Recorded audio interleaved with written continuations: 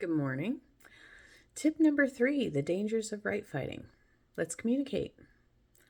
I think we've all been in a position where we were sure that we were right and we were willing to die on that hill, so to speak.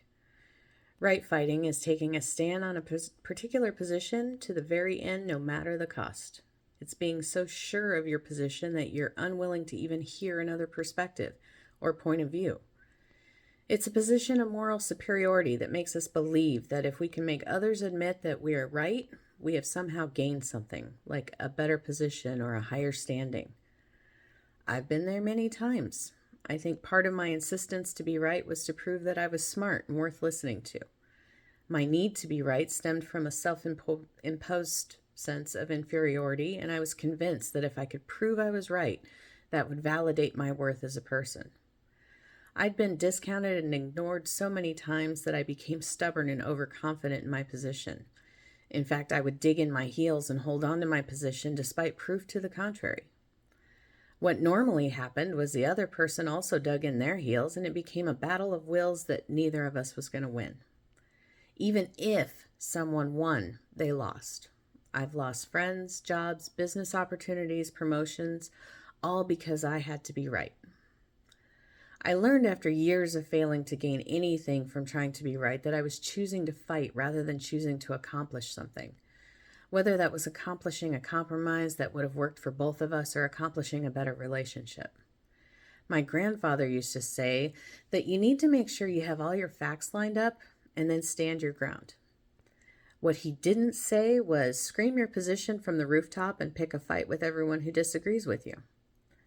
I greatly admired my grandfather. He had a quiet confidence about him that when I compared it to my own presence, I decided I needed to take a look at myself. The question comes down to this: do I want to be right, or do I want a relationship? Whether that's a personal relationship or professional relationship. Now, here's the tricky part about being right. There is no right. Right for any given person will be different from everyone else.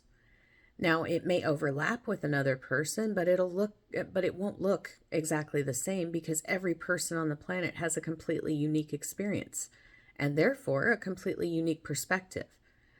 And all of them are valid. Everything from early childhood experiences with family to school days and then working career, none of those experiences will be the exact same for everyone. There's a danger in claiming that you possess the right view or the right plan for everyone.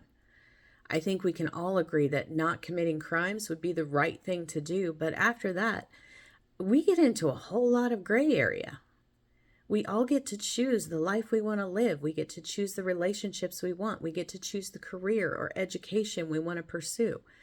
We get to choose the passions we follow. None of those things will look exactly the same as someone else.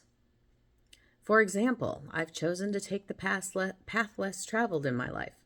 I paused here and there in mainstream careers, but often I was looked down on or outright ridiculed for the choices I've made. I'm sure there's a lot of you that can relate to that type of scenario.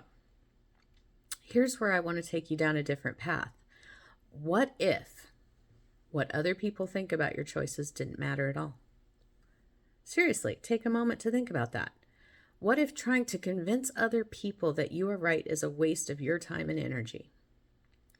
What if you take all the pressure off yourself to be right and just do your thing? Or, as my grandfather put it, just stand. What if no matter how much you argue your point and fight for your position, they will still not give you the validation you seek for being right? Does that validation matter? Does that validation change who you are? Does not getting that validation mean that you can't be you? I'll help you with those last three. The answer is no, no, and no.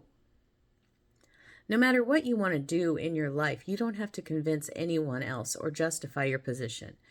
In the U.S., we've proven this over and over. We have people in nearly every walk of life making every kind of personal choice and being successful in every kind of pursuit. My point is, you don't actually have to fight to make those choices. You are choosing to fight in order to prove you're right. And you are right for you. But you don't need to prove that. You don't need to argue all the benefits of your choices. It can still be right for you, even if no other person in the history of the world ever made that choice, and no one in the future of the galaxy will ever make that choice. You can still choose it, and it can still be right for you. When you right fight, you're creating a divide because you are claiming that you are right, so by extension, the other person must be wrong. If, on the other hand, you're able to make your choice and be confident that it's right for you without getting defensive, you leave room for the other person to also be right in their life choices.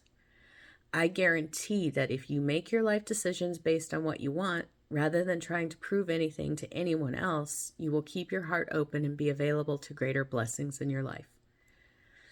So, some things you can do to step out of right fighting. Let's allow people to have their opinions, but not allow those opinions to sway or drive you to a fight. Our personal identities are something we tend to fight for and defend aggressively, but we don't need to. We can simply shrug, tell them thanks for their input, and go about living our best life. You don't need to convince them or prove anything to them. In the now immortal words of Elsa, let it go. You don't have to share every aspect of your life with everyone else. Even if they ask a personal question, you get to decide if they're worthy of your vision or your dreams. If you think they won't appreciate or support you in your choices, keep it to yourself and share it with those that do love and support you no matter what. As the Bible says, don't cast your pearls before swine. And don't pay the trolls. These days, there are trolls all over the internet and social media. Their entire goal in their pathetic life is to try and get under your skin. They have nothing going on in their own life, so they're trying to drag everyone else down around them. You don't owe them anything. You don't have to explain yourself, defend yourself, or prove anything. Let them holler and sling shit while you preserve your precious time and energy to live your best life. No matter what they say, it can't be personal because they don't even know you. If you can get to a point of quiet confidence in your decisions and just stand, the fire that used to ignite fights can be directed to ignite your personal pursuits. Your decisions are your own in every way. Own them. Be proud of your journey. Just realize that everyone else is on their own journey, making the right decisions for themselves. That's all I have for you today. I hope you found it valuable. And if you would like to follow for more communication tips, please like and share. And if you would like more personalized communication coaching, please message me.